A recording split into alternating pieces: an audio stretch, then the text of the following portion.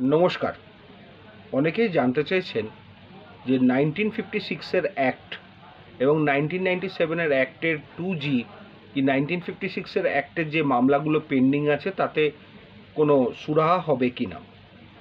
প্রথমেই বলে রাখি যে সেকশন 2G হচ্ছে নতুন আইনের 1997 যে West Bengal Presidency act pass হয়েছিল সেই অ্যাক্টের প্রভিশন, এবং 1956 এইরকম কোনো প্রভিশন নেই।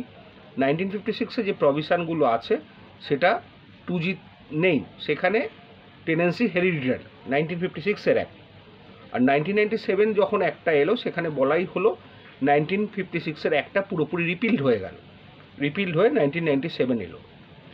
এবার যে মামলাগুলো পেন্ডিং আছে 1956 অ্যাক্টে সেইগুলো কিন্তু 1956 অ্যাক্ট দ্বারাই বিবেচিত হবে।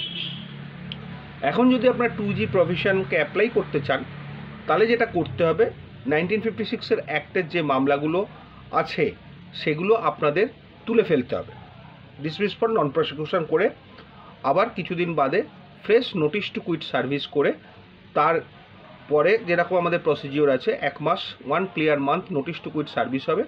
তারপর আপনি উচ্ছেদের মামলাও করতে পারেন নর্মাল গ্রাউন্ডে, সেকশন 6-এর যে গ্রাউন্ড আছে, অথবা 2Gতে প্রভিশনে যদি পড়ে সেরকম যে টেনেন্ট মারা যাওয়ার 5 বছর বাদে যে প্রভিশনগুলো আমরা 2Gতে আলোচনা করেছি আগেও, সেটা আপনার নতুন অ্যাক্টেই করতে হবে, পুরনো অ্যাক্টে কিন্তু হবে না। পুরনো অ্যাক্টের মামলা আপনাকে তুলে নিতে হবে, তুলে নিয়ে নতুন অ্যাক্টে আপনাকে আসতে হবে, তাহলেই হবে। কারণ এখানে বাধাটা হচ্ছে একটাই জিনিস যে 1956 অ্যাক্টে যে মামলাগুলো অলরেডি পেন্ডিং আছে সেগুলো ওই ধারা অনুযায়ী বিচার হবে, সেখানে কিন্তু আপনি 2Gটা অ্যাপ্লাই করতে পারবেন না।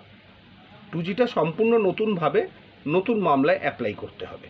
সুতরাং যেটা আপনারা এতদিন ধরে কোশ্চেনটা করছেন 1956 অ্যাক্ট এবং 1997 অ্যাক্ট 2G পার্সপেক্টিভে, সেটা আশা করি আপনাদের এই বোঝাতে পারলাম।